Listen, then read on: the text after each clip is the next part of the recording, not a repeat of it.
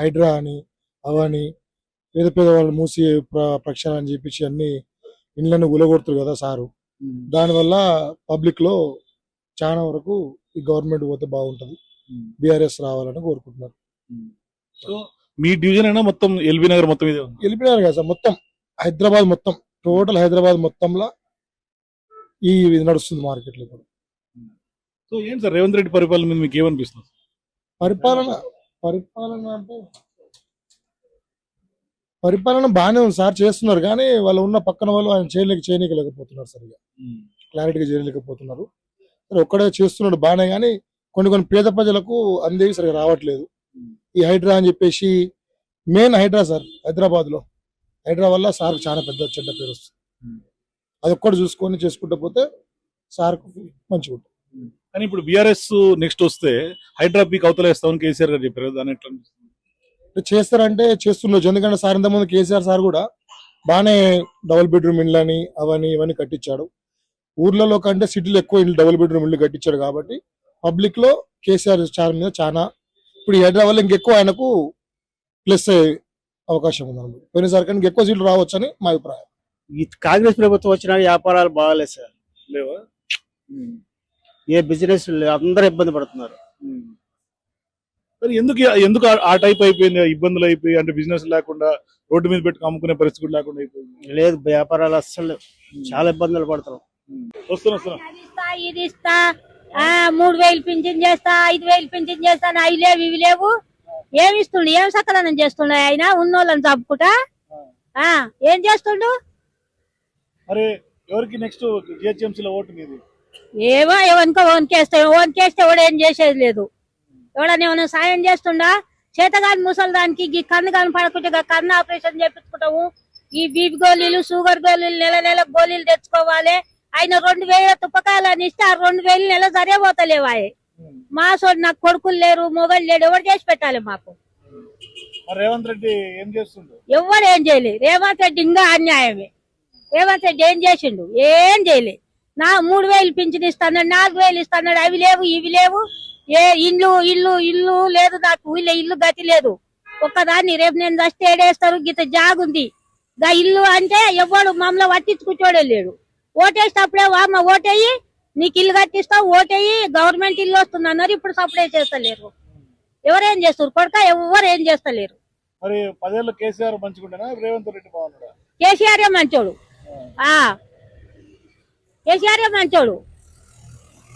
రేవంత్ రెడ్డి వచ్చినాక సగలానికి సగల వాగవు. ఆ నూనె పాకెట్ 200 నూనె పాకెట్ అనయ్య 10 మంది మేము కష్టం చేసుకుంటే వెతబత్తావు. అన్నిటికి రేట్లు ఎత్తున చేత నాసోంటి పేదది అడవిలో పెళ్లి చేద్దామంటే పావులెత్తు బంగారం కొట్టట్లేదు. మరి ఎట్లా? ఏది పెట్టకుంటే చేసుకుంటట్లేదు. అయ్యి మరి ఈ 2 లక్షలకు తులము 1,50,000 తులం పెట్టుకుంటావా మేము? ఏం చేసిండయ్య ఆయన రేవంత్ రెడ్డి తెల్లగా? ఎవరికన్నా వేస్తాము, ఓన్కేస్తే కూడా ఏం చేసేది లేదు. నేనైతే తప్పకుండా కేసీఆర్ కేస్తాను అన్ని వాటి. ఎవరైతే జిహెచ్ఎంసీ ఎన్నికల్లో మీ నియోజకవర్గం ఇక్కడ లోకల్ గా ఈ ఏరియాలో డెవలప్మెంట్ అవుతుంది? డెవలప్మెంట్ అంటే ఇది మొన్నటి దాకా హైదరాబాద్ డిస్టిక్ ఉండే, మాది రోడ్ అవతల రంగారెడ్డి డిస్టిక్. మాకు ఇక వంగమదన్ ఉండే, చనిపోయింది మొన్న రీసెంట్లీ. చాలా మంచి మా ఇంటి మనిషి, అసలు ఆయన పోయింది. కాబట్టి ఇప్పుడు ఈ ఆలోచన చేయాలి కొద్దిగా. అంటే ఎవరైతే బెటర్, ఏ పార్టీ అయితే బెటర్ అనిపిస్తుంది?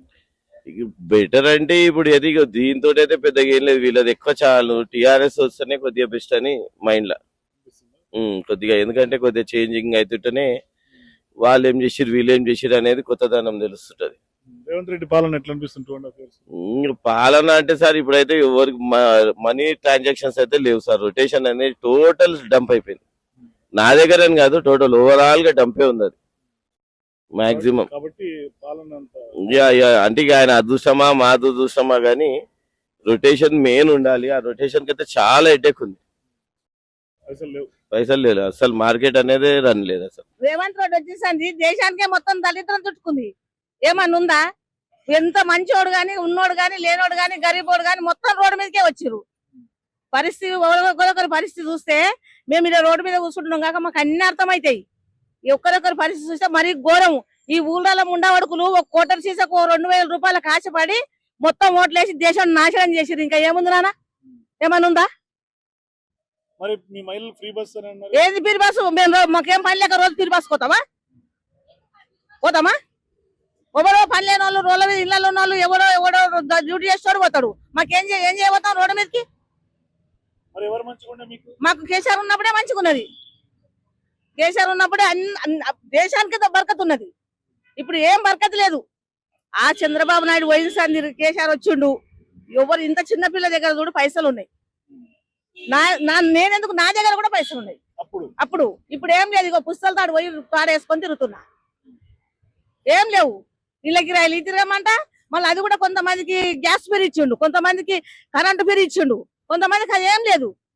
ఏమున్నాయి నాన్న? ఏమన్నా ఉన్నాయా? ఆడ లక్షలు పోసి కోట్ల పోసి భూములు కొని ఆడ పెట్టుకుంటే దాంట్లో మొత్తం ధరలు పడగొట్టిండు. ఇప్పుడు వాళ్ళ పరిస్థితి ఏంది? ఇల్లు అమ్ముకున్నా కూడా లేదు, పెళ్ళాని పిల్లలు అమ్ముకున్నా కూడా వాళ్ళ పరిస్థితి ఘోరంగా ఉంది. ఒకరొకరు పరిస్థితి చూస్తే ఘోరం ఉంది. బ్రహ్మంగా చెప్పిండు, చెక్క పుస్తకాలు కట్టి పెళ్లి చేస్తే పరిస్థితి వస్తుందని చెప్పిరు. ఇగో ఈ రేవంత్ రెడ్డి వచ్చి ఆ పరిస్థితి అయింది. ఏమైందంటే 2 లక్షలు పెట్టారు బంగారం కొని గరీబోడు పుస్తకం కడతాడా నాన్న? మరి ఇంకేం పెట్టి పెళ్లి చేస్తాడు? ఏం పెట్టి పుస్తకం కడతాడు? సో ఏం బ్రదర్ జిహెచ్ఎంసీ జిఎంసీ పర్లేదంటే ఏమంటే మనం పాలన గురించి అయితే జిఎంసీ అంత మెయింటెనెన్స్ లేదు, అప్పటిలాగా మెయింటెనెన్స్ లేవు. ఏమంటే వాళ్ళు కేసీఆర్ ఉన్నప్పుడు, పాలన ఉన్నప్పుడు జర మెయింటెనెన్స్ అది ఇది జర మంచిగా నడుస్తుంది అప్పుడు.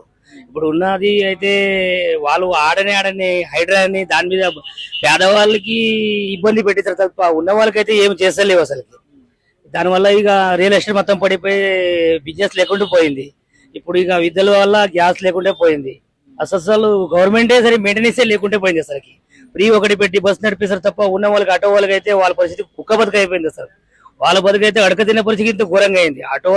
ఆటో వ్యాల్యూ వచ్చి 5 లక్షలు ఉన్నాయి కానీ వాళ్ళకు ఏమే కట్టలేక వాళ్ళు ఆ ఇబ్బంది పడలేక వాళ్ళ బతుకైతే ఘోరంగా. ఈ ఉబారా ఓలో అని పెట్టేసి దాని మొత్తం ఉన్నది కూడా సంకనాకి ఇచ్చారు. వాళ్ళు దానికి ఇస్తలేవు, మెయింటెనెన్స్ సరిగ్గా ఇస్తలేవు.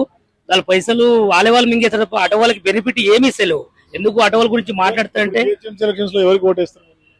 ఇక జిఎంసీ హోటల్లే ఇక పరిపాలన ఉన్న వాళ్ళు జనాలు జర మారిపోవాలి. ఎందుకంటే ఇప్పుడు ఉన్న జనరేషన్ ఏం నడుస్తుంది, ఇప్పుడు కాంగ్రెస్ ఎట్లా మెయింటైన్ చేస్తుంది, ఇంతకు ముందు కేసీఆర్ ఉన్నప్పుడు ఎంత మెయింటైన్ చేసింది, ఈ మధ్యలో వచ్చి బీజేపీ సెంట్రల్ గవర్నమెంట్ బీజేపీ #1 దాని గురించి ఏం చెప్తారు. ఈడే ఏమంటే పార్టీ మారిపోవాలి. ఎందుకంటే లేకుంటే ఇది మారదు, ఈ పరిస్థితి డెవలప్ కాదు. ఇది డెవలప్ కాదు, నా అనిసిగా డెవలప్ కాదు. నా అనిసిగా అంటే మళ్ళీ కేసీఆర్ వస్తేనే జర పేదవాళ్ళు జర బాధపడతారని ఒక అనిసుకుంటే తప్ప ఇంకేం లేదు సార్. ఇప్పుడు ఉన్న పరిస్థితులు అయితే టీఆర్ఎస్ కే బెస్ట్ అనిపిస్తుంది. కాంగ్రెస్ ఏముందండి అని ఆయన చెప్పిన అన్నీ ఉన్నాయి, 7 అన్నీ ఉన్నాయి, ఏమున్నాయి అడగ తిన్నట్లే ఉంది. మేము ఫస్ట్ కాంగ్రెసే చేసినాం కానీ మొన్నటి పోయిన ఎలక్షన్ లో కాంగ్రెస్ చేసినాం కానీ అయినా అంత అనుకూలం లేదు. కాంగ్రెస్ వాగ్దానాలు కరెక్ట్ లేవు, ఏం సిద్ధాంతాలు సరిగ్గా లేవు. బీఆర్ఎస్ కేస్తే వాడు ఆ రైతు బంధు విషయంలో రైతులను అయితే పట్టించుకునే గోసా ఎవడు లేడు. రైతులని వీడేందా బిచ్చానికి ఇచ్చినట్టు రైతు బంధు ఎకరకు 1/2 ఎకరకు 1/4 ఎకరకు వేసి ఆ జనాలకు ఏం చక్కగా ఉంది. వాడు చెప్పిన వాగ్దానాలు ఏమున్నాయి, చేసే పని ఏముంది చెప్పు. ఎంతసేపు పోయినా వాళ్ళది అదే జరిపోయింది తప్పితే టీఆర్ఎస్ ఈసారి అయితే టీఆర్ఎస్ బెస్ట్ సార్.